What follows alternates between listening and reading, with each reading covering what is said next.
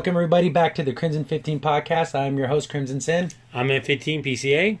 And Native 454. And on today's episode, it's going to be a special Spider-Man spectacular episode because with Homecoming coming out, we're going to just kind of reminisce on Spider-Man as a character, how we feel about him, everything where we learned being from a kid to being now an adult, how we feel about Spider-Man. So, being a big comic book fan back when probably early 90s, we were all about the X-Men. That was our team. We watched the X-Men, we read X-Men comics. Oh, yeah. I collected the X-Men trading cards, we played X-Men video games. So we knew of Spider-Man, I knew his powers, I knew how he got them, I know his uncle died and all the basic stuff, but I wouldn't say I was like a super huge fan of Spider-Man.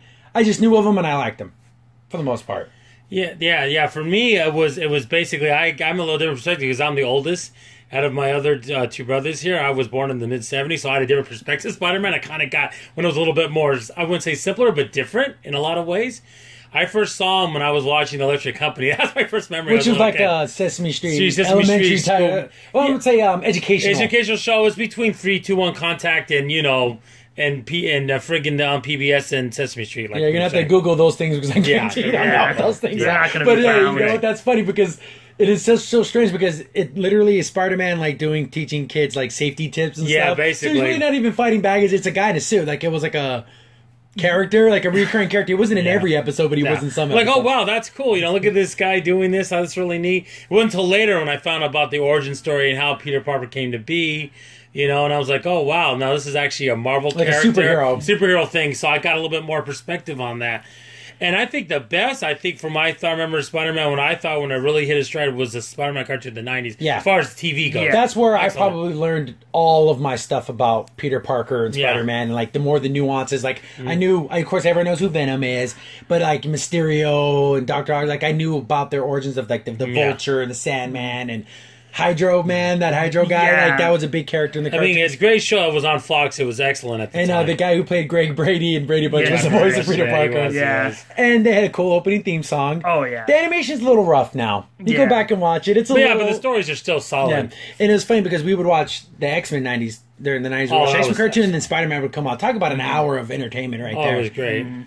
And then I remember from Spider-Man is when I would go with you guys to comic books, and we would see comic book shops, and you would see that iconic Spider-Man by Todd McFarlane, where it was the black, and like he had the Venom suit, and he was flying through the town, and that was just my classic way. I actually even looked it up on my phone right now, just looking at it. It's like so iconic for me. That's like I think a Spider-Man is that iconic superhero running in. He always has other, mutants and superheroes coming in to help him, and he's helping them. And what really drew me to the character, what I always liked about him, was there's tons of Marvel characters that I knew in passing, but I never really kind of liked them or not. But Spider-Man was because he was a kid, and he was a kid who was picked on, but when he was Spider-Man, he got to be the strong guy. So that's why he's always kind of talking crap and always telling jokes, because when he's Peter Parker, he can't do those things. No. Yeah. But when he's Spider-Man, he feels like, oh, I got this mask on. Now I can be that cool guy I always wanted to be, who gets to crack the jokes and make fun of people because, I got the strength now and people can't push me around. Yeah. I get to be the good guy now. Yep. Come up. And I always like that concept of Spider-Man where he had the duality of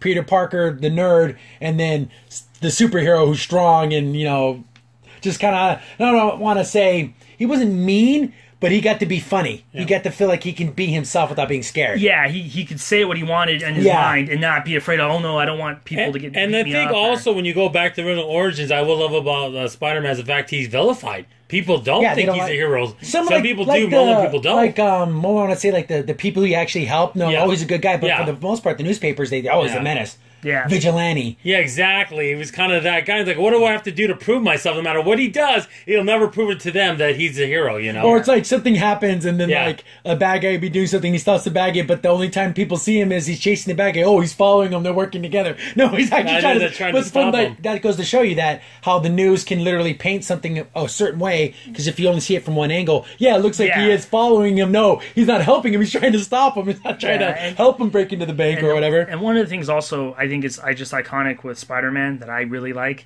is the idea that he, no matter what choices he makes, it ends up almost being negative for him. Yeah, it always hurts him personally, but it helps others. Yeah, and I like that. Self-sacrifice is a hero trait. Yeah, and I like that because sometimes that happens in life. You know, you try to make the right decisions and the right moves, and it ends up not working. Yeah, like a case in point with that is if you look at the two dichotomy between Spider-Man and Peter Parker.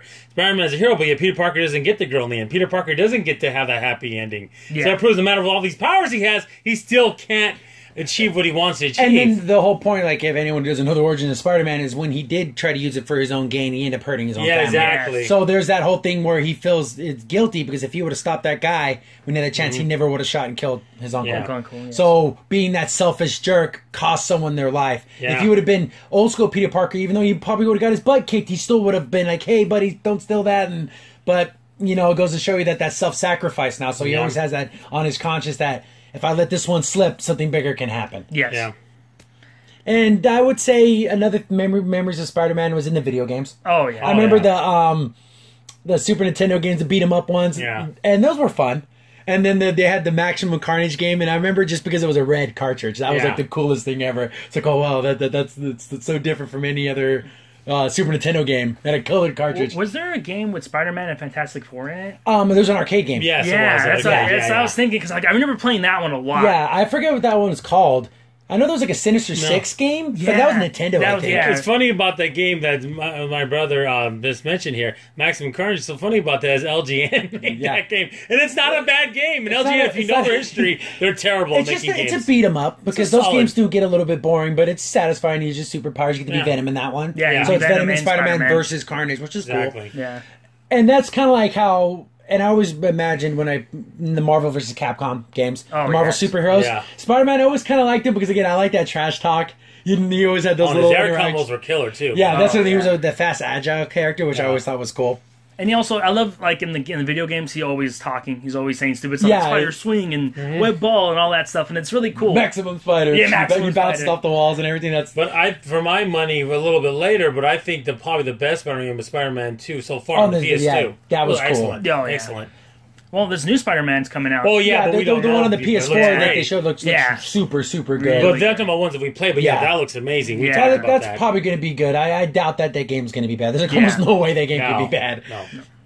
But Spider-Man is enduring. I remember being a little kid and we still know Spider-Man. And he's had so many different incarnations and versions. I know they have like a Miles Morales Spider-Man. There's a Gwen Stacy alternate universe where it was flipped. So now she's the Spider-Man, Spider-Woman, and then normal. Peter Parker's the one who died. Yeah. So instead of the other way around. So that's kind of cool that they're kind of doing different versions of Spider-Man. Oh, yeah, I think that's cool, too. And if you want to talk about just popularity, if they made a Mount Rushmore of superheroes, it'd probably go Batman, Superman, Spider-Man, and Wolverine. That's probably your four right there. There's your top, if you literally the Mount Rushmore. Yeah, so, like, you just, those are the characters that are up there. Yeah. And you can argue, where they place, like that, but those three characters are probably the best known superhero characters ever. Yeah, and just the iconic design, the red and blue. It's just that Steve Ditko original design. Oh my goodness, it's just so good. It's just you see that thing, it's Spider-Man. You just know it. Exactly. Just like you see the red S, and the guy flying by in a cape. Oh, that's Superman. You know who Spider-Man is just by the way he looks. Yeah, and I really like the colors because no matter in movie, video games, comic books, it always looks good. Like I've never seen like that red and blue ever look bad on anything. Yeah, it's a good. It matches well. It has that American feel to it. It's exactly. Just cool. It just looks. I know the original look, he had the webs on the sun right here thing. I'm not a big fan of that, but I can like take them or leave them. Yeah. They don't hurt me. They don't bother me either way. Yeah, the only one I don't like is the one where he's Spider-Man is like the new Spider-Man wears that jacket, that blue jacket. That's that's kind of he's had so many costumes. Oh yeah, he's and Iron Man costume. I think the coolest one again. I always like the original look, and then the different variations of the original look, and then like the Venom suit. The alien symbiote suit. The black and white is just like that. Super cool look, it just has that idea. Now we're all nothing but been praising Spider-Man, and it deserves all of that. But we have to talk about some of the pitfalls, and that would be the last two Sony movies. Oh yeah, the funny thing, like those are the Spectacular Spider-Man or Amazing. Amazing, I think it was Amazing. That shows how much I don't care about those movies. I don't remember the names of them. I never actually watched them because when I saw Garfield, what's his first name? I forget. Is this Andrew Garfield? Andrew Garfield. Yeah. I like him as an actor. He's a handsome dude, but that's not Peter Parker. He's too cool to be Peter Parker. He's too handsome to be Peter Parker. He's definitely Norman cool, Osborn. Spider-Man. He's when he's in the suit and he's Yeah. talking the crap and being, you can't see his face. You can't see his face, and that works. He's just not a good Peter Parker. I just made the decision, not my Peter Parker. Well, and I saw the first one. It was bad. The Lizard, but Lizard LeBron. Which finally, I'm glad they finally got Lizard Man. Why did they put him in this movie? Not the other good Spider-Man movies, especially the first two. Wasn't that? Yeah, I watched both of those. They were not very good. The first one had a pass, I think. Kind of with the whole, because it had the lizard and they were trying new things, want to see how everything was going to work. Part 2 was just a disaster. I've only seen clips of either of the two movies, but just the clips that I've seen of Jamie Foxx's portrayal of Electro, is that who he was? Yes. He just came off as a flippin' weirdo. And it's so two-dimensional. It's very flat, the performance. For Spider-Man, he was like a Spider fan. He was Yeah. he'd wear Spider-Man underwear to sleep. This guy loved. And then he went from loving him to hating him that quickly because he got powers. Yeah, just that's like simple 2D, what people think comic book characters are. Just simple thinking. There's no depth to it. It was just weird, and I've seen a couple of the fight scenes, and then the graphics look well enough. It just, the story was weird, and then you get the whole, Gwen Stacy dying. And then, spoilers, we're doing this, but it doesn't matter because they're terrible movies. Yeah. The fact is, when at the end of the last movie you see Jeannie Alani, which I think is a great actor, play Rhino, it's so hack-me. The Russian accent, it's so over the top. It's bad. It's just, don't watch it. The Rhino in the cartoon, I thought was more believable as a human being. Yes, he was in a cartoon for children. Yeah, okay? and he was wearing a suit, not even like a real metal thing that could ram through walls. and then going back to the cartoon, just thinking in my mind, I'm just thinking the episodes that I really like. They had an X-Men crossover episode where he came to the mansion because they thought he was a mutant. Because, they think, he has powers, but they actually realized, he's not a traditional, X-Men type mutant. Yeah. He got his powers a different way, but they didn't know that. And then they had, a big, team-up episode, which is pretty cool. You know what's interesting about that? Because back in the day, that's how it was. Spider-Man wasn't supposed to be on X-Men or Avengers. They kind of both were you're not one of us. So it kind of made him even feel small more, time. Yeah. Made him even feel more distant and more even though the heroes don't really accept me. Yeah, exactly. And that's what I liked about it. Yeah, he was never accepted anywhere. Well, a few times he even be on the Fantastic Four and he'd pass around, and that's how Spider-Man always was. Another thing about that Spider-Man cartoon series, the original one, that it introduced me to Blade. Because Blade was in the series. Because they had Morbius the vampire. Yeah. And the undead vampires. No, the living vampire. The living vampire. So stupid. Yes. That was the comics code. That's a whole other conversation. But he's like a genetic vampire. Yes. He never got bit by anything. He just had he feeds through his hands. It's really gross. Little circles in his hands. Yeah. Yeah, it was really weird in the cartoon because, you said, you think a vampire and he just goes, grabs you by the hand. Neck, and then he's sucks it out of your neck. And it's cool though that they actually give you Blade's origin. Think about how his mom was bit while she was pregnant, and then she went into labor. Yeah. So a little bit of that vampire blood went into him. So he's like a natural half vampire. He's a half breed. Yes. Yeah. So it's so cool that they actually brought that mystical nature of that Blade into the thing. I'm like, Blade's a cool character. I still think he's a cool character. Yeah. And they need to bring him back. He was a cool guy. And also, in the same animated series, they had the first throwing of Punisher too. Yeah, a little bit of Punisher. And it was really cool because it was a different tone altogether when Punisher showed up, because these bad guys are just taking stuff and being stupid, and then they're expecting Spider-Man, and Punisher shows up, and then the guy's like, "Oh, you're gonna take me in?" He's like, "I'm not taking you in." Punisher didn't arrest people. Yeah, he's shows up with a shotgun. He's like, and then Spider-Man, of course, shows up, but saves the guys. Yeah, but I'm in a couple seconds, Punisher would have took care of business. That would have been in the episode of Daredevil with Punisher. He just shoots. Ain't gonna be no one stopping. Yeah, it's just so there's cool no cut to the zero there. How many Marvel characters I remember? I'm trying to think. You get to learn Black Cat. Yeah, Doctor Strange. Doctor Strange was in an episode. They did. Madam They did Dormammu. They did that series. I mean, if you can go back and watch it, if you can just get over the low quality of animation compared to today, back when it came out, the animation was. What, 90, yes, it was satisfactory. But nowadays, the animation's a little crappy, but it's a cool series. Yeah, it had Nick Fury in it, too. It had a lot of superheroes in it. One of the fun, cool episodes was one of the Madam Web episodes where he's going to different realities and he's meeting other versions of Spider-Man. Like a Spider-Man who was super rich, so he's kind of more of a Tony Stark kind of guy. But his suit was even iron. It was like an Iron Man suit. It was great. It was cool. And then there was the Peter Parker who never got anything. He's just like a loser. Yeah. But the other version you talk about, Wilson Fisk was funding his money. He was a good guy in that universe. Yeah, Kingpin was a good guy. Speaking of that story arc, this end of that story arc was so good. It could have been a movie or a comic book. It was so good because the arc goes, that Spider-Man that's like down in his luck and never had anything goes evil. He ends up getting like the Venom suit and goes crazy, right? And no one can stop him. No reasoning with him. He's going to destroy the universe. And there's only one person that can stop him.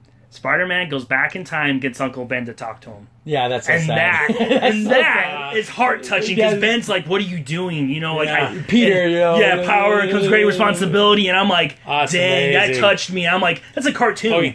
Speaking of things that touched me, you have to mention the person that voiced Madam Web was Stan Lee's wife, and she just died. Yeah, she just passed like yesterday or this morning. No, this morning. Yeah, so she just passed like a few hours ago. She has such an iconic voice. That voice is cool. Madam Web was such a cool voice, and I also like the he actually goes and Spider-Man meets Stan Lee like in the cartoon. It's our universe. Yeah, it's in our universe because there's no superheroes or anything. And the Peter Parker in that one, it's just a guy playing Spider-Man in a movie. Yeah, so he's just an actor. This was kind of funny that they incorporated like, oh, it's just a movie because like, what's this guy doing? What's his powers? Oh, we'll talk about it later. Like, he can't do anything. He's just a man. He can't do anything. Yeah. That was cool. There's so many cool... Of course, there were some bunk episodes here and there, but for the most part, I thought that was a standout series, a solid 8 out of 10. Oh, yes. Easily. Oh, amazing. And I also like the fact that it's not really a character, but the gargoyle statue, his name was Bruce, like he would talk to him. And that character, which was just a gargoyle statue, was a proxy for us as the viewer. So Spider-Man would talk to him for like therapy. He's like, "Oh, you're such a good listener." Like it's just a statue. It's a video. Exactly. He'd always have problems like with Mary J. and then Felicia. Like, oh, I don't know. Yeah, that's another thing with Black Cat. That was another good one. Yeah. And they brought in Captain America because I don't know if this is only true in the cartoon or not, but she got super soldier serum. Yes. So that's why she can do all the things she can do. Yes. Yeah. So that's cool. We forgot about Secret War. Yeah, that was another thing that brought was up in too. there That too, series. where Spider-Man was fighting. Who was he fighting? Doctor Doom, or was it another? And then he had to pick superheroes. Yeah, it was like it was kind of very. I want to say Clash of the Titans because they had all the characters like in chess pieces. Yeah, and then like it was cool. like Doctor Doom. That was the bad guy. Then he picked like I think Spider-Man picked the Lizard Man, which could be human. Yeah, the Doctor. Yeah, definitely. So he was like Lizard, but he could have his mind. He had Captain America, Felicia. I think Storm and someone else. That was pretty cool. But I know it's not exactly how the Secret Wars were in the comics, but it was pretty good for a cartoon. Oh, yeah. And notice during us, we're not talking about Spider-Man and His Amazing Friends, the cartoon. Oh, yeah, Firestar and Iceman from the 80s. See, terrible. I never watched that because I was way young. I was like maybe 4. I did. I was a young kid then. It was. No, it's just it's a meme machine. Yeah. It pumps out memes. That's all the old Spider-Man does. Exactly. Those cartoons, I only remember watching one on Boomerang. Boomerang, it was Doctor Doom was trying to kill Spider-Man, but he had the most crazy plan of all time. He was going to make a movie about Spider-Man, and then so Spider-Man goes to Hollywood, and Dr. Doom was like the director, and it's like, oh my gosh. I don't know if I'm just making this up, but didn't he even have the director hat on and everything? Where he's like, he has like the big horn, you know? I was like, what is the thing is, he didn't even try to disguise himself, except for the little hat. He's not wearing a Dr. Doom, but he has a hat on. That's so stupid. It was bad. And then the other one was the X-Men old cartoon. Oh yeah, that was funny. But the thing is, like that old one, it's endearing in a stupid kind of way because like they have like a secret lab and everything. Who's paying for all this? And Iceman, Firestar, they're not rich characters. They don't have money. They don't have Xavier fronting them. Exactly right. I know, right? They also push a button, and their pad becomes this magical place of science. And like, how do they get all these machines? And there was always this weird kind of like with Firestarter. I think it's Firestar. I think I'm not sure. And then like how because Iceman, because Iceman and him were always kind of like, well, she's my girl. Oh, she's my girl. I know, and they're all singing a college thing on campus, and no one questions it. Okay, 2 guys and a girl. Okay. Yeah, they're living in the same dorm, and someone raised an eyebrow. Yeah, I know, right? But it's if you go back and you actually watch the episodes without people editing them to make them look stupid, they're just okay. They're all right. They're you not have to take them from the time period that they came out of. And then another thing we could talk about real briefly on Spider-Man is the ones from Japan. Yeah, because Japan because they got licensing. But before that, though, they had a Spider-Man movie where he was like fighting ninjas. and stuff. Yeah. I don't even know what that wasn't was all. called. It was because they took because Japan took the Spider-Man thing and made him more of like a Sentai superhero. Yeah, kind of they character. did. Yeah, because they had their heroes, but they were more like. You know, like the Voltron teams, and they're all together. And he even had a robot too, Spider-Man. So it's kind of funny. Like they just kind of put their own spin on those. They're terrible. They're just as terrible as the other things. They're not very good. Yeah, I mean, if you want to watch them, you can. Yeah, but, if you're a big fan of Power Rangers or Super Sentai, you'll run into Spider-Man eventually, and it's like, what the heck? Why is Spider-Man in this world? But it happens. It's interesting. I just thought I'd mention that. No, it's just a funny thing.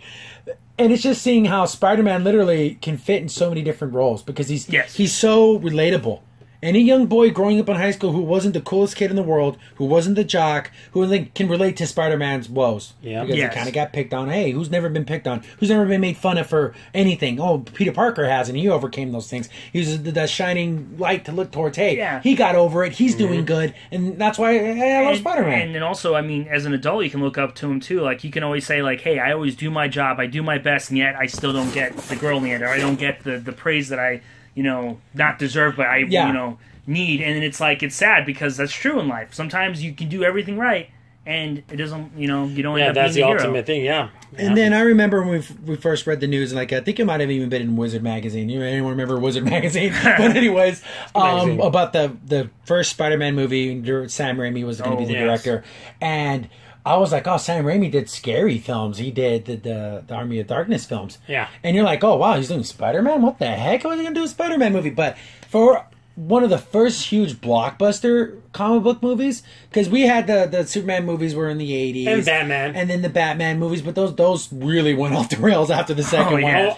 The second one was mad either. But a lot of people like to credit Spider-Man for being that big first comic book movie. But I believe the first Blade movie, but since it was rated R, it limited. but it lets you show you that you can take a comic book story and make it into a movie, and then Spider-Man was that PG-13 movie that everyone could watch. Yeah. William Dafoe hammies up Green Goblin a lot. Like, Spider-Man. He does like this really weird voice. Spider-Man, Yeah, right? But you know what? To his credit, though, Green Goblin is a pretty crazy character. But yeah, he did go. Well, they say, okay, go crazy the phone. He took it to the next level. Only way the phone can do But it. when you see Spider-Man swinging through the city, and it's I know a lot of it's CGI, but you see him fall into those classic poses where he's lays her up and shit like that, and he's grabbing, and he gets on and he connects to the American flag. Like that's so Spider-Man. I'm gonna take a quote that Tom McFarlane said to relate to what we're talking about when he said, when Blade gets from point A to point B, not Blade, but I mean Spawn, sorry about that, gets from point A to point B, you don't need to know how he gets there. No one cares. But in the case of Spider-Man, you have to see him swing. That's just iconic. You have to see him. It's just like I know they did change things. They made it to where his web shooters were organic. Yes. So it does kind of make a little more sense, because if you got bit by a spider, why wouldn't you get all of the spider abilities? Yeah. Yeah, and it's silly, the mechanical little box and all that. Yeah, And I the didn't thing care is, for that. and I think Tobey Maguire was a very good Spider-Man and Peter Parker. Not the best Spider-Man in the world, but he was Peter Parker. Well, 'cause he played Peter Parker perfect. He played Peter good, but the only thing I had one problem with Spider-Man was that he didn't talk enough trash. He wasn't. No, that's why I said Spider-Man's a little lower. Yeah, because that's what I said. But the other guy did a great job as Spider-Man. Because it was all trash. Yeah, talk. he was all making jokes and being funny, because I like that. Like you said, you want to see Spider-Man talk trash, but like you said, Toby was And then I think the second film just built on the first. I think one. the second film's The amazing. second film is probably the best of that trilogy. The number goes 2, 1, and 3 just because it was created. Oh yeah, and it had the greatest. It had the classic comic book Spider-Man No More, and it had literally but it picture in the trash. perfect. I think literally not only that was a picture from the comic. I mean, that cover was perfect.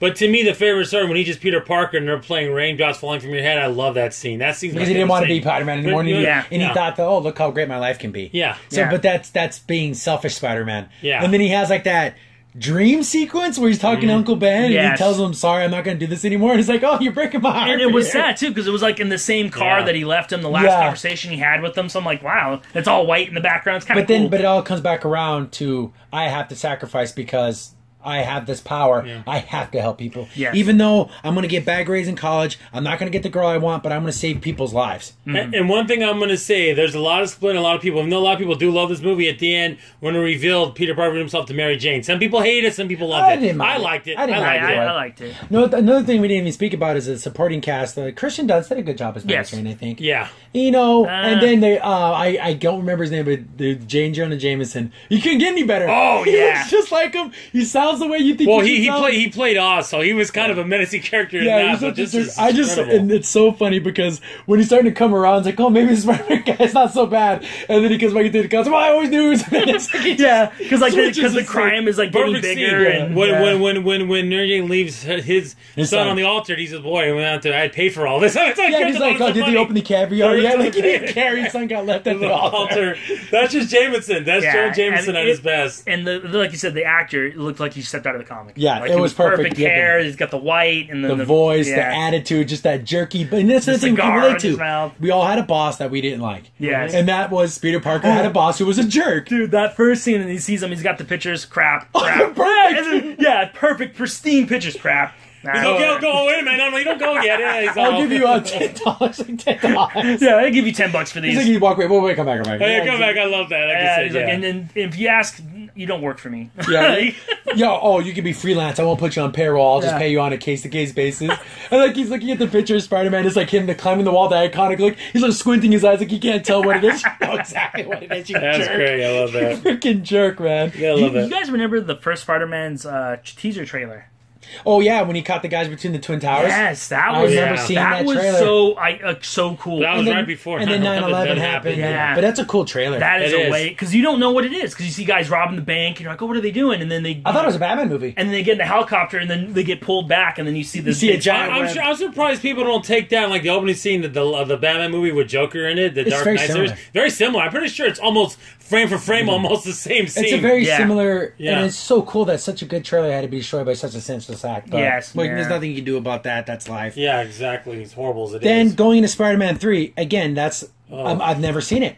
I've seen parts of it. I've seen some of the Venom fight, but it's just another movie where I saw a clip of emo Spider-Man dancing, and I'm like, yeah, I'm not watching this movie. Yeah, it was. I'm not going to watch it. I haven't. The sad thing is that even seeing the actors in interviews, they were done with the series. They're all talking like, I'm glad it's over, and all this other like trash about the movie. And I'm like, if they don't like it, then there's no way the audience is going to. It's funny because I get a lot of crap from people online because I haven't seen Wonder Woman, and I will never see Wonder Woman. Oh, you're a Marvel fanboy, and like. I haven't seen the third Spider-Man film or any of the Amazing Spider-Man films because I don't like them. And I know I won't like them, so I'm not going to waste my time. So I don't care what it is, Marvel or DC. If I decided in my heart this isn't for me, I'm not going to go see it. Yeah, you even and that's your choice to do so. No, Samuel. We watched Fantastic Four, but we kind of Mystery Science Theater did. We were watching it, and it was really, really bad. It's just terrible. Don't even waste your time. That is a tale for another time. Yes. Okay. But, I think that the trilogy, 1 is good, 2 is amazing, and 3 is like, so overall it kind of reminds me of Back to the Future. Good, amazing, and it's like it really didn't need to have. The third one was weird because then, I don't know, because everyone wants Venom, but they did it kind of stupid. You kill off Green Goblin, which, okay, that was already been up, and you kill off Venom, but you keep Sandman alive. Yeah, he's the weaker of the 3 villains. Yeah, just kill him. I mean, if you're going to kill any of them. And also what made me mad about Venom, it was Venom, but he was skinny and more like...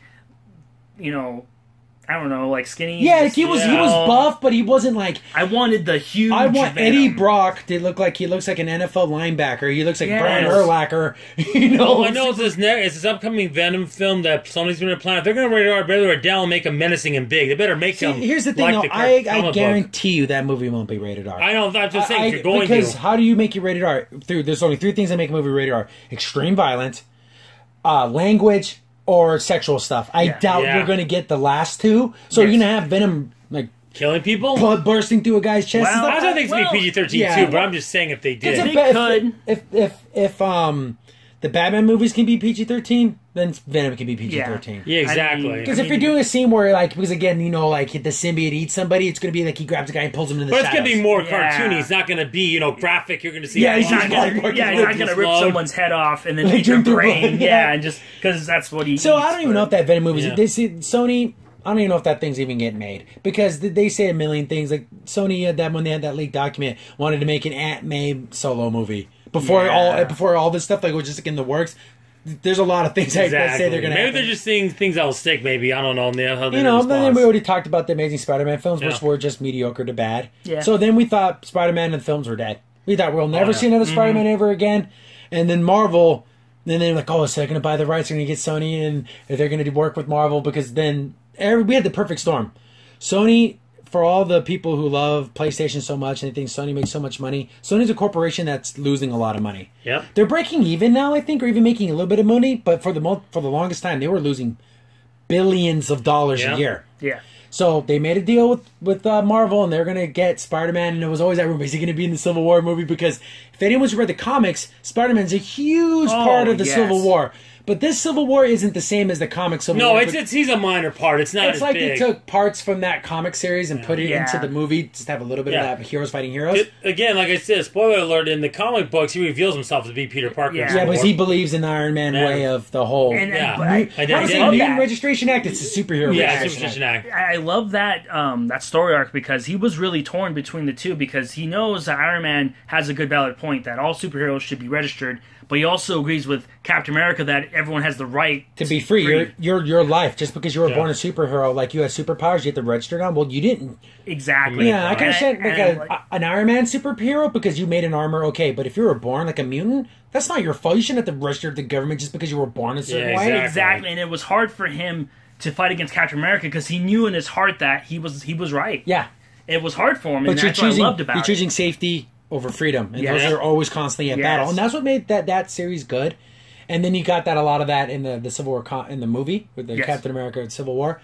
And I remember being spoiled because there was someone saying, "Oh yeah, there's a fight scene with Spider-Man and Captain America that's really, really good." I'm like, "Oh, I don't know if that's gonna happen." It actually did happen, and that was a super cool fight. It was so great. The jokes were great in it too. And just the reveal of him, and it's just I remember thinking, "Oh God, this kid's really young." Yeah, I don't know if I'm gonna like this. I saw a picture of Tom Holland when he was there. I'm like, "Oh, I don't know." super young. But as soon as you saw him being Peter Parker, you hear him talk, you see him act, you're like, man, With that Queen's accent you never thought of before you would hear Spider-Man do, because you didn't think about him having a Queen accent. Yeah, because Tobey Maguire didn't have an accent at all. No. You think you'd have some type of a New York accent. Yeah, and it's cool exactly. though because then you have the Captain America was a boy from the Bronx and he's from Yes. Queens and it's kind of like that. Oh, they got that connection. Yeah, exactly. The silly connection. Because when they were fighting, he's like, "Oh, where are you from?" He's like, "Queen." Yeah, He's he's like, like, "That's Queens." cool." He's like, And it Brooklyn. also shows how strong he is, how casual he's fighting these guys. These guys are doing all their strength. But He's the like, thing is, Captain America is a trained soldier and Yeah. he overcame all of his extra strength. Oh yeah. And then I love that one part That's at the funny. end where, like, you know, his Aunt May's like, "What happens?" Like, "Oh, I just got beat up someone from Some the guy Bronx." named Steve had a bunch of huge friends. Yeah. Yeah. Technically, his friend was 30 stories tall or whatever. He's like, Yeah. "Don't worry, some guy from the Bronx. Don't worry about it." And after seeing that, I'm thinking, you know what? We have a Spider-Man again. Yeah. A Spider-Man I can look forward to. A Spider-Man that I want to see. A Spider-Man where I want to see him go through his trials. Because he's a high school kid. And he's not in college or anything like that. He literally looks like he's like a sophomore. So he has a couple years in high school. we could get another movie at least of him in high school. At least one more, if not And two. what they're saying is that this Spider-Man Homecoming Part 2, I don't know if that's the working title, but that's going to be start of the next Marvel phase. Because I'm pretty sure they're going to lose Chris Hemsworth. Oh, they're yes. going to lose Chris Evans. Chris Evans. They're going to lose Robert Downey Jr. because probably. those guys are commanding so much dough, and they've done it for so long. But I don't mind a torch passing. No. I don't want someone else saying, "Oh, I'm Tony Stark," and make it to where Tony Stark gets paralyzed or gets killed, and he already becomes the AI, and then somebody else becomes. Riri. Yeah, as long as but the comic books and the movies I are know. different.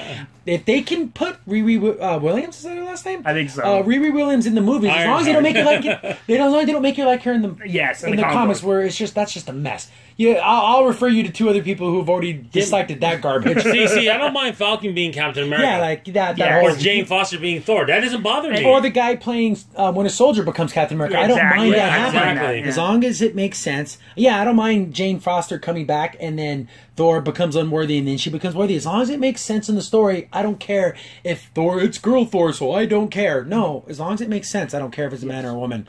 And as long as they keep the basics of what the character is, and you can change things, but don't make it too extreme. Don't make it so crazy where it's I don't want to start over. Yeah. The story needs to keep everything that's happened in the Avengers and all the films need to have happened. Yeah, exactly. Yes. I think eventually, we're talking 10, 15 years down the road, we can get it bar, but right now, between now, we don't need that. We don't need And that. with characters like Doctor Strange, the multiverse has been hinted at Yes. a bunch of times. So maybe they go through and do multi-dimensional stuff like, if anything ever happens with Fox where they say, hey, let's play ball, let's bring the mutants in, but where were the mutants this whole time? Yes. Alternate universe! and then they merge. that solves everything.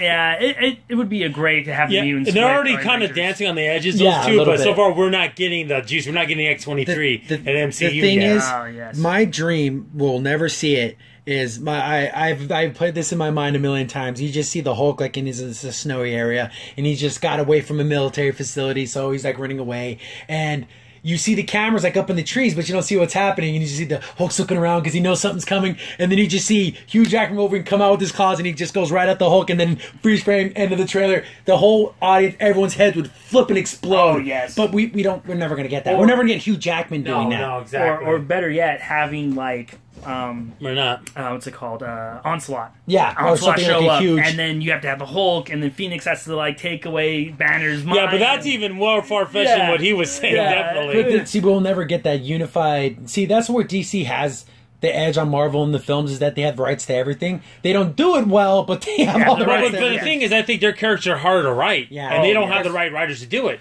That's the problem. thing is, how do we as human beings relate to Superman? You can't. You can't. Well, maybe being an outsider or something like that a little bit because he is an alien and all that. But maybe I can't relate to that. We can relate to Peter Parker. We may not be able to relate to Spider-Man the hero, but we can relate to Peter Parker the man. Yeah, but see, he's always been Superman. Clark Kent is this guy, so that's why he's the other way around. It's the other way around. And I know that people will say, well, Superman's dilemma is doing the right thing or the wrong thing because you have so much power. But how many times do we have that situation where we could be like, oh, I'm so strong? It depends on if I'm just a good person. His morality is his struggle, not his enemies or his strength. See, I think I know I don't want to get too off track here where we're talking about Spider-Man, but I think for me one of my favorite Superman episodes was in the animated series. Is when a guy he was Clark Kent. He was investigating this dirty cop, and this cop realized it was Clark Kent doing. He set him up, and he blew up his car. But he's Superman, so of course they didn't hurt him. So this fisherman saw him go dive and saw his body go in the water. So then he says, "Well, he's got to be dead." So he's like, "Wait a minute, I have to be Clark Kent. I'll go crazy if I have to play Superman all the time." But this guy says Clark Kent died. What am I supposed to say? But his eyes are jacked up. So that's how they got away with it. Super bad vision. See, that's a dilemma. That's an interesting dilemma because you can only do that once, though. Yeah, I know. That's a one-time deal. And also, like you said, it's just like you have those really good moments, but then it's like, can you make a movie? No, you can't. Yeah, it's hard. I'm just saying. Yeah, but it's just. But see, Spider-Man's relatable. Peter Parker, like we said before, is relatable to everyone. Yes. And the reviews are already out for the movie and everything. I've avoided all those things. Yeah. Even YouTubers that I like, I don't go to their channels. I'm waiting until I watch the after I watch it, then maybe I might watch their take on it. But people are already saying that it's a good movie. That it's a solid movie and it's a lot of fun. It's not the most epic storyline ever, but you know what? That's fine. Yeah. You don't always have to have these gigantic things, especially for a first solo film kind of. People go, it's the Iron Man, it's Iron Man 4 or whatever. Guys, I hate... It's just showing that these worlds are connected. But they always got to crap all over something, so they're going to say, oh, this is Iron Man, that's the only reason why. Yeah, because you would have liked it if Spider-Man was by himself again, right? Well, how come Iron Man isn't there? How come he was his friend in Civil War? Where is he? Those are those kind of people that just make me want to pull out my hair. If I had hair, I'd pull it out. And it's just like, you irritate me because you're never going to be happy. Yeah, and also, when is it not, oh, you have too many superheroes, that's a bad thing, you know? Only when if it gets, like, ridiculous, like if you have, like, 15 heroes, only one bag. You're like, why the heck all these guys to fight this one guy? Yeah. Unless the enemy is like, like an Apocalypse type character, where he's like super strong, a Galactus type character. But from what I've seen, I remember when they released the first trailer, then like the Super Bowl trailer. Right there at that moment, I decided I want to see this film, and I avoided everything else as much as I possibly could. You can't control an unskippable ad on YouTube or a commercial on TV, but once I decide I want to see a movie, I kind of shut it all out. I don't watch interviews. I don't do anything. I want to go in with a fresh mind, with as little to know about the movie as possible. Yeah, exactly. I totally agree with that because that's the only way you can truly enjoy a movie nowadays. Is everything gets spoiled. Yeah, there was a really funny joke. It was in one of the TV spots. It was on TV with the kids were downstairs watching TV, and it's like, oh crap! I wish I would have saw that in theaters.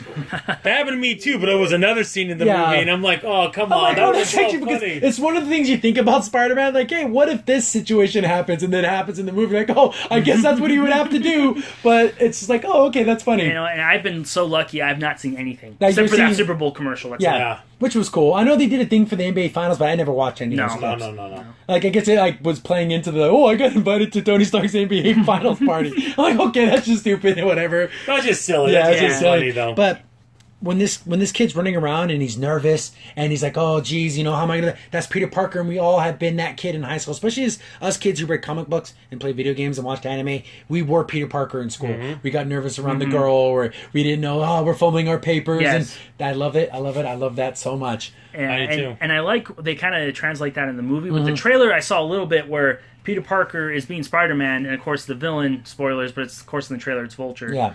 And he kind of threatens him, and I kind of like that. Peter Parker has that fear of like, can I do this? Because he's still a kid. Yeah, exactly. When a big, strong, older adult will threaten you and you're still in high school and you're kind of like, even though he's Spider-Man, in his heart he's still Peter Parker. Exactly. So he's still that nerd who's scared to get stuffed in lockers and, beat up after school. So he still has that child still lives in his heart. Exactly. So he still has that fear. And what I like with the whole Tony thing being in the movie, too, is that he's trying to help him through that, I think, at least. And how his uncle died and that was kind of like his dad. So this is kind of like, oh, Tony's kind of like my weird uncle dad thing. Yeah, exactly. And also I like how he doesn't want him to get hurt. Because he feels bad, because Tony doesn't like to use him. He doesn't want to be go in here, do this thing for me. Exactly, and get killed. Because he's still a kid, like you were saying before. He's still Peter Parker. He doesn't see him as that adult Spider-Man because he's not there yet. He's not seasoned yet, and he's worried about him. And I like that. See, that's what, from the trailers. And there's just what I love about this being connected to everything. This can go so many ways. Yeah. I mean, how cool would it be if Spider-Man showed up in the Defenders? How cool would it be to see Daredevil and Spider-Man working together? Because that's a team. They do work together. They're both New York street-level superheroes. Even if it was just briefly, even for an episode, I'd be happy with it. That'd be so cool. Yes. Or even just an off mention, or something like that. Daredevil's like, oh, we got other people, like the Spider-Man kid who's doing the right thing, who's standing up for the good, using his powers to help mankind, not to steal from them, not to hurt them, like, these other people who take advantage of that power for their own personal gain. Mm-hmm. And we have this other guy who's not doing that. And the Daredevil likes that kind of stuff. He likes that justice. Yes. And that's cool. I like the idea of, like, these things are possibilities. I would love to have the X-Men. I would love to have all that, the Fantastic Four, Galactus, all those kind of enemies and stuff in this world, but I don't know if that's ever going to happen. It might be a little hard to get that. I'm still hoping for, since Doctor Strange was in the universe now, I was still hoping for Ghost Rider to show up. Even though he's been in Marvel Agents of S.H.I.E.L.D. and everything, it's just... he's kind of hard to fit in there. Yeah. But the thing is that Spider-Man has been recreated so many times. There's a ton of cartoon series that I never watched. I think the last one I actually watched every episode, but there was an MTV series that was like in 3D. Yeah. It was like crude 3D animation. Well, it was early 2000s. Yeah, it was early 2000s. That's back when MTV used to do animation. Things like Daria and stuff like that, and Beavis and Butthead. Actually good shows. And Flux was a little bit more out there, but insane. But it was a high quality. Yeah, it was like a fine wine that you don't know if this is good or bad. It's like what I always described it as, like that funky, stinky cheese that where the rich people eat it. You eat it like, is this good? I guess it's good. Exactly right. Very weird, but that's when MTV took chances. And they did the Spider-Man show, which I thought was pretty okay. They introduced some characters. I think it was a season, right? I think it was only one season. And that was the last Spider-Man series I actually watched from like every episode. Like I made it a point to watch it. Then there was like a Spectacular Spider-Man, and that animation was weird. Like his head was short, and he had like a weird jawline. Was that the one that was on Cartoon Network? Or? There was one I think there was one on Cartoon Network. Then there was Disney. 3 on Disney XD. Oh, that's Disney. Yeah, that's. There was the Spider-Verse one where that was kind of cool. The Hyper Bright one with the weird bright colors? Yeah, there's so many different weird ones, and then there's even a new one that I just saw the trailer for, but the animation is fine. Yes. But it's Disney house animation almost. Like you can tell, okay, that's a Disney XD movie, but it's starting all over again. Yeah. He gets bit by the thing, his friend, but it's more of the traditional Spider-Man because I haven't seen Harry Osborn. Is he in this new movie? Is he his friend? Because traditionally, Harry Osborn's his best friend, and his dad is the owner of Oscorp, and he ends up becoming Green Goblin. Well, maybe in this movie we'll see that. Yeah. We'll see. We don't know. Yes, and usually that's the conflict between the two. Of course, because they're best friends. They're best friends, but when he's Spider-Man, he thinks he's the enemy of his father, so he hates his best friend without knowing he's hating his best friend. See, I don't know if they're going to have that dynamic in this new movie. We'll find out. We'll find out in a few hours, actually. Yeah, because, I mean, you haven't seen nothing of but that Disney trailer, I watched, like, the thing, and it's basically the basic origin story. Oh, they go to a library, not a library, but a museum thing. Yeah, we're doing this testing on spiders. One spider gets out, bites them, and it's basically that basic storyline. And they're kind of, from the clips I've seen of it, he has the homemade costume from the Civil War movie, where it's just like goggles and a ski mask, and it's just like this weird looking color. Yeah, sweatpants. So that series looks like it could be okay. It's hard for me to get into another series and making sure to watch each episode and finding out when it comes on. I mean, the last time I did that was the new Samurai Jack. Yeah. Because I wanted to see it. Yes, and the problem is with the Spider-Man's new cartoon series is that it's hard for me to get interest. I like, say, Guardians of the Galaxy. They made a Disney cartoon as well as that, and I still didn't watch that. Yeah. So it's hard. It's hard. I don't know why. Maybe because we're older now. Because there was again, it kind of what happened with the Avengers. There was Avengers Assemble, the world's mightiest heroes, and there was like 5 different Avengers series, and you didn't know if they connected or if they were sequels or remakes and that's what happened with Spider-Man. I just lost interest because I didn't know which was the true And series. for me personally, I watch so many series of superhero shows. It's ridiculous. I have to start cutting off things. There's not a time. Literally, you getting to the point where you get to 7, 8 shows. I can't. No more. I need to go on YouTube and find like a cartoon forum. Like, hey, who can give me the cliff notes for this series and tell me watch episodes 1, 9, 12. Like, so I can condense it as much as possible because I would like to have the knowledge of these series. It's just. Or at least have like a thing saying like these episodes are good. Yeah, like, these are the key. I mean, especially all these new Marvel shows coming. There's so out. many. There's It's so ridiculous. many. But that's just shows. But again, it shows you the versatility of Spider-Man and his popularity. That he can be. He got remade 3 times in the movies, and seriously, like at least 12.5 times in the cartoons. Yeah. He's And that's that not counting popular. video games and in the comic books countless times. But Spider-Man's still strong. We still love Spider-Man. We still want to see Spider-Man. And actually, for the most part, I mean, like you said, he's one of the most recognizable superheroes, and even for kids, most kids like you, they say Batman and Spider-Man, or Superman. That's what I said. Those are the ones. Those are the ones, yeah. And Superman's kind of fallen off the map because he's not fun.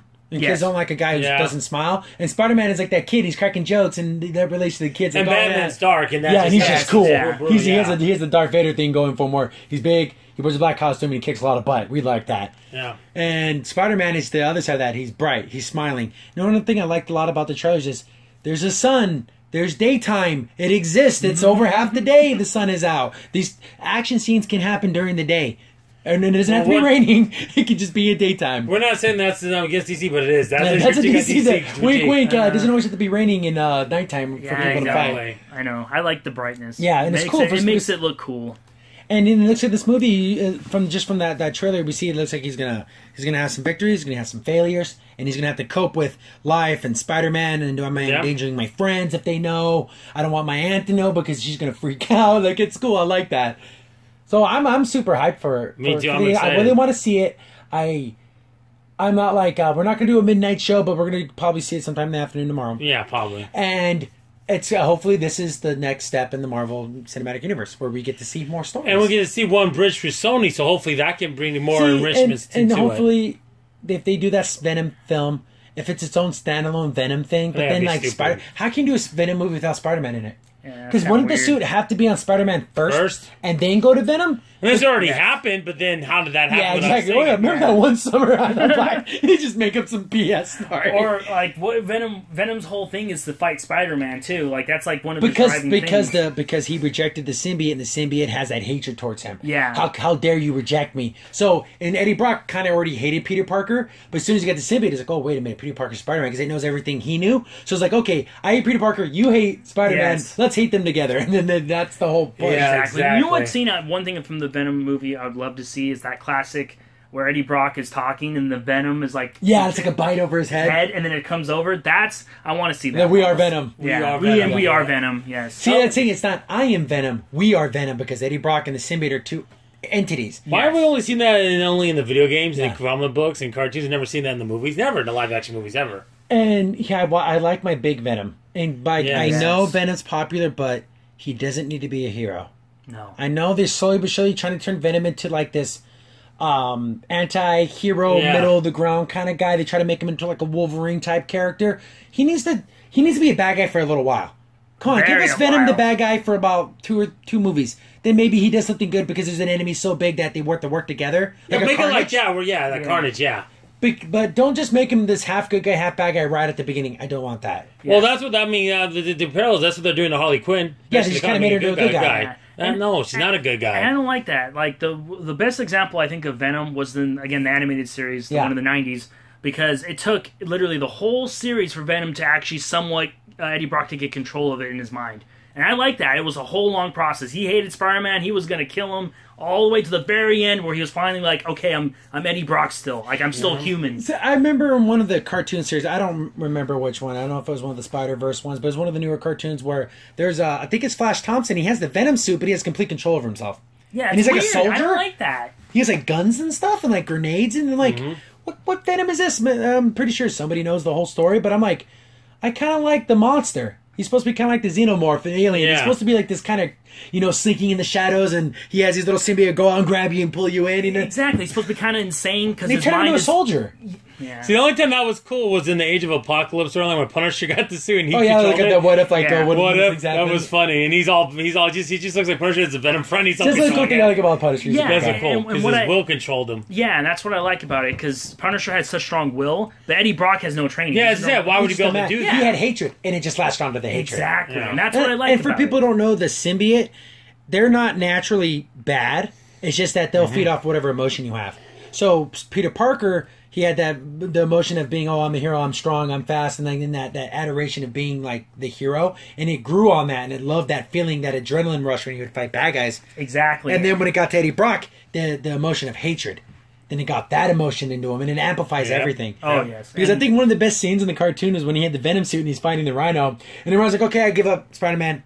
And he's like, just get the cops. Like, there's not going to be any cops this time. And he picks up this giant metal door. And he's like, oh my goodness, he's going to kill the Rhino. And Rhino's like, whoa, Spider-Man, what's going on? And then Peter Parker's like, oh my goodness. And he just throws the door out of the way. He's like, and he just leaves. And the Rhino's like, what the heck was that? Freaking Spider-Man was going to kill me. Or that one moment where Spider-Man is, he falls asleep and then he wakes up and he's in the Venom suit, like going around town, like the symbiote. Yeah, he wakes up upside down, like looking at the building. Yeah. He's like, because the Venom suit wants that adrenaline rush again. Yeah. Let's go fight bad guys. Let's get that adrenaline. And then he realized this thing's no good for me. Yeah, and it's kind of creepy because the symbiote kind of thinks like Spider-Man's the perfect host, like the perfect everything. And so, like you said, that's why when he rejected him, he thought then that symbiote learned rejection. It's like, hey, screw this guy. He didn't want me. We'll make him wish he never left me, and that whole thing. Yeah, the whole girlfriend. See, that's and me personally, I don't care that the symbiote is an alien.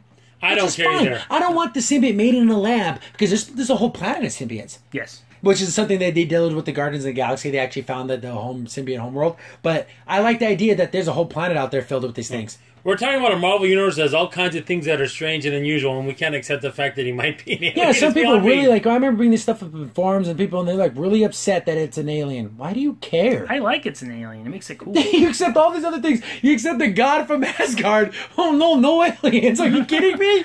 It's always been a weird thing. I don't know what it is with people. 99% of the Guardians of the Galaxy are aliens. Yes, exactly. So this one thing can't be an alien. You accept freaking Rocket being a talking raccoon. Yeah, talking raccoon, but they can shoot guns and not fly. You know, and it's sentient again. Think, no, fly back. So I want, if they do introduce the alien, I want it to be an alien thing. This is my dream fantasy. During Infinity War, they're all fighting. They're fighting Galactus. They're like on some space station, and then they're like, we were trying to recover. And then that Venom suit gets on Tom Holland, and it gives him that strength to help them during the Infinity War, and that leads into the next one. That would be my dream come true because it's kind of like because that's kind of what happened in the Secret Wars. In the comics, Spider-Man's costume got all jacked up. It's like, oh crap, I need something. And then there's this black goo, and it kind of got in his hands. He's like, whoa, what's this? And it made him stronger, faster. And then they brought about the whole thing about where it came from. It's this fact that they are connecting together with Sony and MCU. That could happen. That could happen. That is a possibility. And I think that would be the best way to do it because don't do Venom without it being on Spider-Man first because he wouldn't have spider powers. Yes, exactly. It would be kind of... Yeah, people don't realize is if, like, say, this Venom suit was real and got on me, I wouldn't have Spider-Man powers because it didn't take it from its previous host. Yeah, it would make you stronger, but... And then if it went to someone else, it would just have that multiplied strength of a human, but it wouldn't have superpowers. It wouldn't have the webs or anything. Yeah, exactly. And the one thing I was kind of liked about the Venom character is Spider-Man's spider sense doesn't work on him. Mm-hmm. So he can't use that to fight him. So when he's fighting him, it's all his own wits. So if he's looking around and Venom's sneaking up on him, there's no warning and he can just get him. And also it's cool too, the webbing that Venom uses is like 10 times stronger. It's stronger and it's thicker too. Yeah, so little touches like that. Yeah. And just that Venom cover, I still have the comic somewhere, where it's just him on the cover and his mouth is just open and his tongue's all crazy and like you see like the green ooze. It's like, this the guy's scary. Yeah, and also would be another good thing Sony should do since they're working with Marvel a little bit, ask to take Juggernaut. Oh, wait, no, they don't own Juggernaut. No, Dang it. Because that was a big comic book with issue #1 with Venom was him fighting the Juggernaut. Because that's a cool fight. Yes. See, that's an interesting fight because he's so malleable, the Venom, so he can, like, if you punch him, he can kind of just go and just, like, reach around it. Because in the comic books, he survived, like, a Hulk smash. Yeah. Hulk clap. Well, like, the thing is powerful. But it's so funny that you mentioned Juggernaut, because technically he's not immune. Yeah. So if MCU wanted to, they could fight it, but then it'd be a whole mess. We're talking about a giant mess here. Yeah, see, that's the one thing but the thing is, it's a blessing in disguise because if the MCU had the X-Men, would they just lean on Wolverine? Oh, they probably would have. So it forced them to bring characters like the Guardians of the Galaxy. It forced them and Inhumans to another because extent. people don't realize Iron Man was kind of B-list before the movie. Oh, very. Yeah, he was on the Avengers. I don't even think he had his own book at the time, for the most part. No. And he brought him back to the forefront. So I think it literally everything happened the way it needed to. But now that the MCU is literally head and shoulders above everything anyone ever expected a comic book movie to ever do. Yeah. Oh, I would like to start maybe somehow, because with like we've discussed, the multi-universal thing, bring some of those heroes over. Have Doctor Strange bring X-23 into the MCU. How cool would that be? Just for like, oh, I can do this thing, but we can only have this person for 3 days, or some spell, and then bring over somebody like that. That'd be so cool. And then we need to bring Marvel and Capcom. Yeah, bring them out of the MCU. Yes. That'd be so. Chris Redfield, watch out! Oh, that'd be so dumb. Hey, Ryu, Chun-Li, come here. Exactly. You guys just throwing a fireball. And says, who the hell is this guy? Because people know who Spider-Man is. The general public does not know who Ryu is. They do not know. How's this that demo for a new game? They just know each other. They don't that's funny. Question it. Yeah. But Spider-Man, it's been up and down. The whole history of Spider-Man's been a big roller coaster, and I think we're starting to climb up on that hill. We're not going back down yet. We're still climbing up that hill. And I think Tom Holland, he's such a young kid. He can do 5 movies. Like I said, we've got a bright future. He's got another 10 years easy. Yeah, he can be the face of Marvel again. Spider-Man can be that face again. Yeah. And Marvel just even their mediocre films like Thor 2 are still watchable movies. They're still competent films. Oh, yeah, they haven't had a dud, like a movie that was like, oh my goodness, that was crap. There hasn't been like, let's say, I think Thor 2 has to be that movie that was like, ugh. Like that was just the. Iron Man 3 might have been the only one. Iron Man 3 was but it wasn't like, let's say, Elektra bad. No, but it just wasn't the standard. It was like, I would say maybe 10. like I give Iron Man a 6 out of 10, and I give Thor 6.57 out of 10. But those are still watchable films. Oh yeah, I'm so glad I watched them. Here's the thing: is that case in point. They're doing reshoots. I read an article today. They're doing reshoots on the new Thor movie, Ragnarok, coming out this November. And I'm not worried one bit. It's MCU doing it. Yeah. But then I hear reshoots from Justice League in DC. I'm worried because it's already going to be bad. It looked to begin with. It looked bad. It's just one of those things where, and I want every comic book movie to do well because I love comic books. I love the superhero genre. I love superhero fiction, and it deserves to be told and care. Especially younger kids need to learn who Spider-Man is. They need to learn that he's an upstanding person and he stands for what is right. And even though it hurts him, he still does the right thing. Kids need those heroes. What was it? C. Clark Lewis, the guy who wrote the Lion, Witch, and the Wardrobe, the Narnia books. Yes. C. Lewis, and I'm going to mess up the quote, but I'll find it. But he's like, surely children will face great adversities in their lives. Let them at least hear of great warriors who fought dragons and who went up at great things. Let them at least hear about these things. Even though they're not real, they can have that in their heart. Like, oh, I remember that story about that guy who he went through a hard situation, he did the right thing. Yep. Children need these stories. Yes. And it's important that these characters are good. Oh, it's boring that he's a good guy. So what? Again, we saw that worked out for Superman, where all he does is boo-hoo-hoo the whole time. Yeah. We need someone who can boo-hoo, but you know what? He dries his tears, puts on his cape, and he flies out there and he fights the bad guy. We need that. Gets back up no matter what, and he's going to do He gets beat down, he goes again. We have that, it's kind of like, like in the first 3, the original trilogy for Star Wars, we were at a high note, low point at the end of the thing, like, how the hero's ever going to come back, and they come back in Return of the Jedi. That's the hero wave. Yes. You got great success, you have a great loss, and then you have a greater success. Yeah, like what you think when you see Superman in the new movies is like, what's his motivation to be a superhero? It doesn't seem like he even has one. I guess I have to do this. Yeah, that's not. I don't want that. You got to give me a reason. It doesn't make any sense to me. See, Spider-Man has a reason. Like in this one, even from the trailers, like I got to prove to Tony Stark I can be a hero on my own. Yeah, exactly. And I like that. It's like he can save people. He has a strength and ability to do good things. Yeah, he doesn't have to be like babysat by the Avengers to be like, oh, we gotta make sure you're I know okay. what the right thing to do is. I'm going to do the right thing. Exactly. And I don't need someone's permission to do the right thing. Especially when I know in my heart it's the right thing to do. Yep. Yes. Definitely. And so, Spider-Man, I believe, has his best years are yet to come. Oh, yes. And it's just crazy how, just thinking back, it's been 50 years of Spider-Man stuff. Oh, yeah, since the 60s. Yeah, from the 60s. It's been this character has been in media in some form or another for forever. Generations have learned this kid, and we still love this guy. Yeah, I mean, even from music, everyone remembers the Spider-Man theme. Spider-Man, Spider-Man. Yeah, exactly. And I'm telling you, he's in every little thing. You can hum that bar, and people know it. They just know that because Spider-Man is so iconic. We love him. And again, a lot of people hate this, but he is that American gumption that we love.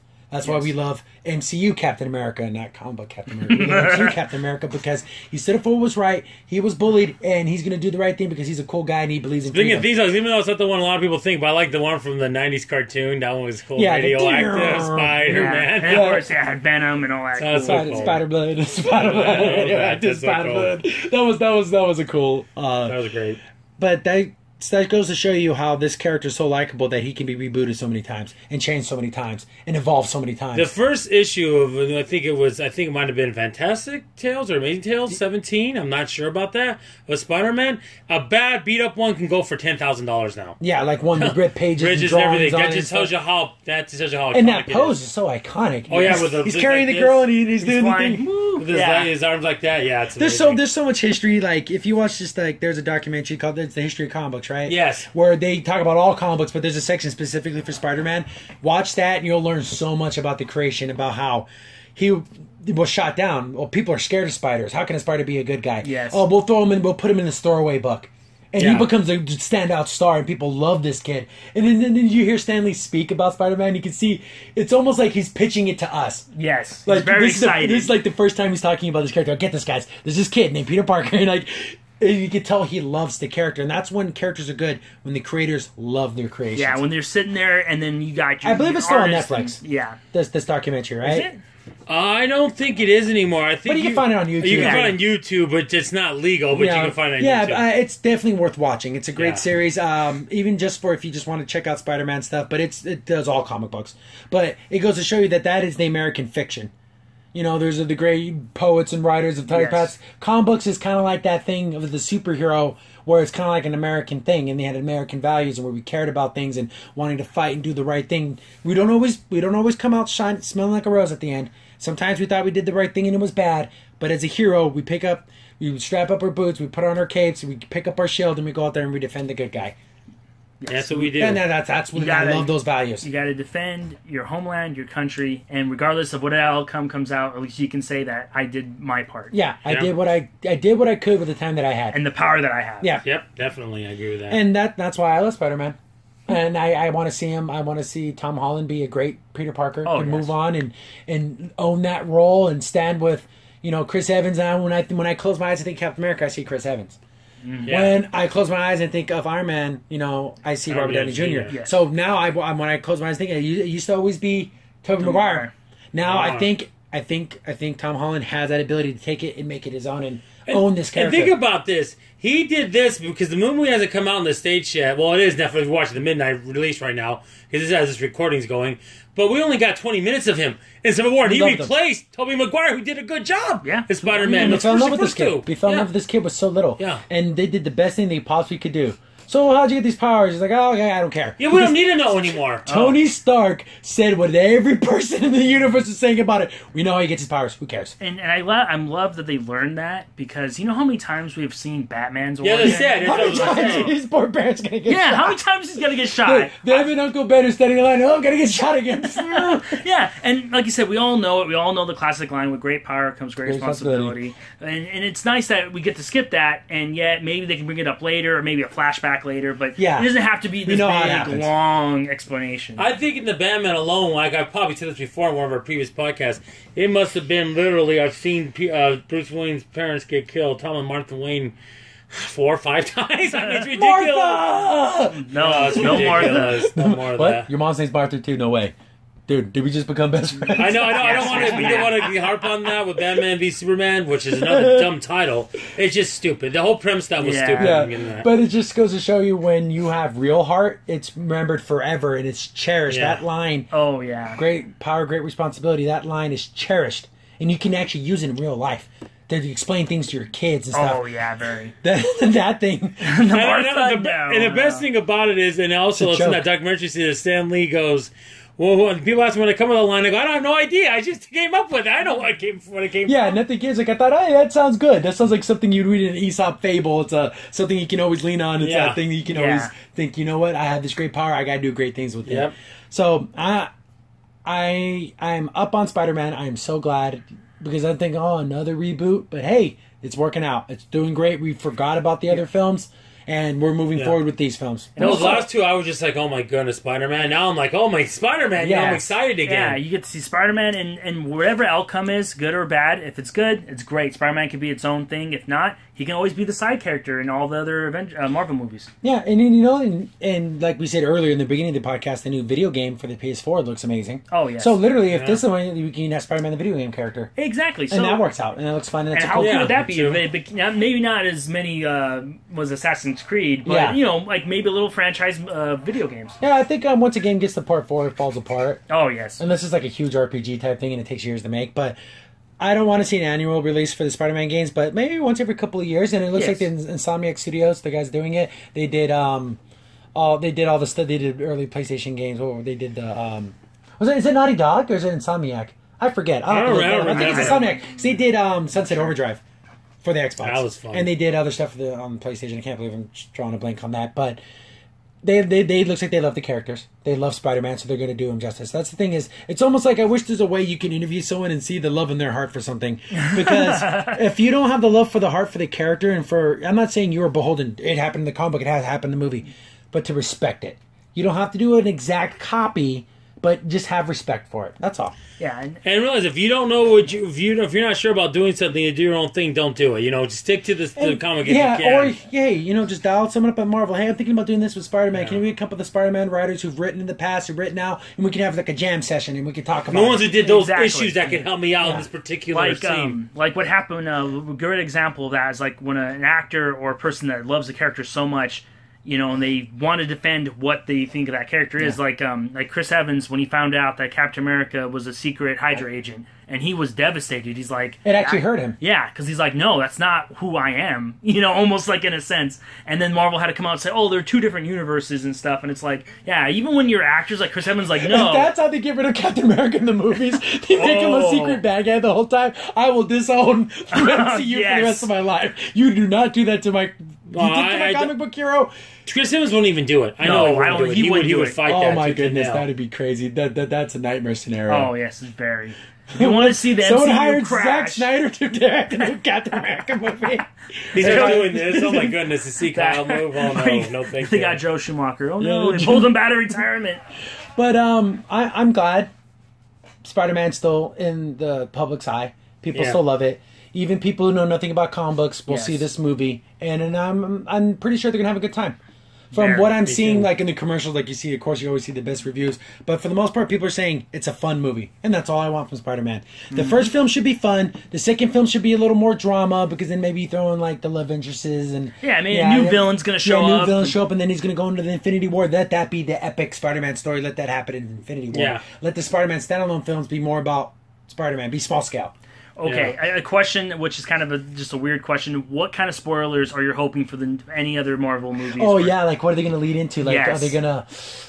do we see Captain America stuff in this film? Black Panther stuff in this film? Do you see a Ragnarok? You see Thor? Do you see Thor come back? I think Thor might be a little maybe at the end. Because there's always stingers. Like, what if you see the clouds open up and you see the Rainbow Road thing come through or something? Exactly. Like, so, I'm trying to... I didn't even think about that. Or maybe Doctor Strange, you know, because he's in New York City and maybe... The bad guy, for a bad guy, so we got the Vulture in this one. Do we bring back Octopus? Do we bring back the Green Goblin? Do we... Hobgoblin? But the thing is, you got to have Osborn first. Yeah. Before. At least, something. Sandman, Mysterio, Mysterio would be kind of cool because Mysterio we haven't seen on screen, and that'd be kind of cool because of all the mystic. How cool would it be if we see Fisk, we see Kingpin in this film? How cool would that be? Oh, that would be so awesome. Because in the Marvel TV show, he's perfect.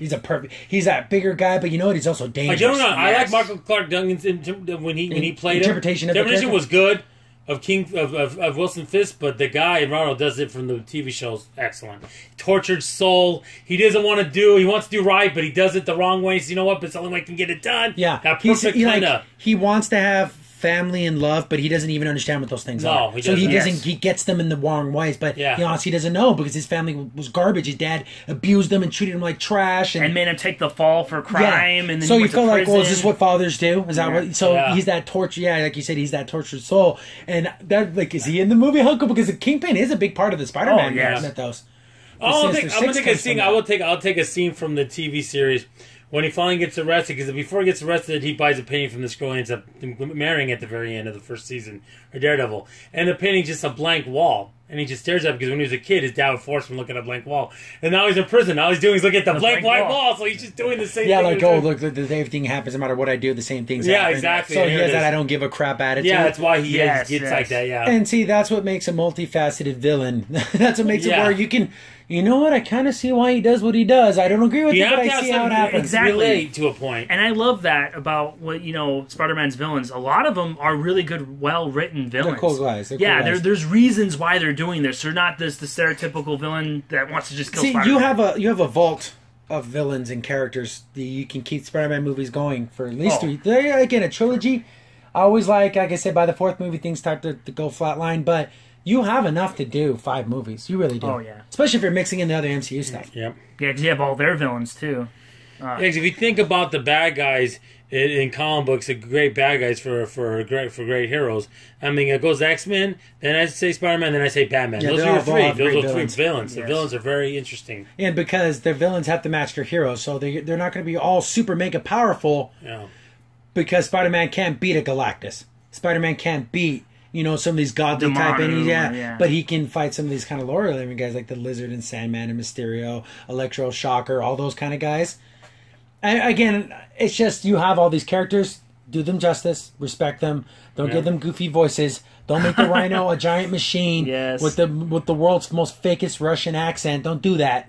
I know. And no. Yeah. Because what was his motivation? He stopped doing a bank robbery? Yes, that's enough to maybe cause you to hurt someone or kill someone, but we need something more than Yeah. that. Like, why was he just Yeah. so... Ugh. that hammerhead guy who worked for we worked for Kingpin. He had like a flat top. It was like a metal Yeah, head. and he was Like like that metal. guy- Yeah, like his power was like running into things with his head. Okay, that guy you can leave him out. Yes. Another guy. Everyone's got their silly. Zeke. Yeah, you got your villains. crappy baseline bad guys. Yeah, he was more of like, dude, if you didn't have a metal head, you're just a You're just realistic an ugly mob dude. guy. Now Yeah. you're just an ugly dude with a metal head. Exactly.